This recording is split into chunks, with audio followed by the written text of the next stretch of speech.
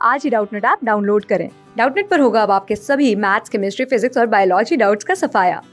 बस अपने क्वेश्चन की फोटो खींचो, उसे क्रॉप करो और तुरंत वीडियो सोल्यूशन पाओ। Download now. Hello students, here is a question.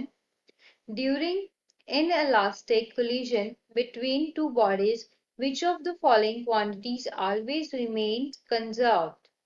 So, in this question, we will tell quantities which are always conserved in inelastic collision. So, let's assume here is a body of mass m1 and here is another body of mass m2. M1 body moving with velocity v1 and M2 body is also moving with velocity v2. And in inelastic collision, both the bodies collides, and due to interaction, there is a loss of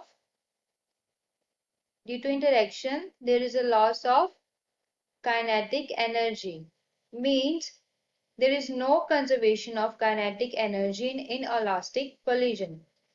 Now, let's assume it is a system and no external force acts on it. External force is equals to 0. If external force is equals to 0, so there is no change in linear momentum, and change in linear momentum is also equals to 0. So momentum is conserved. So we can say that total linear momentum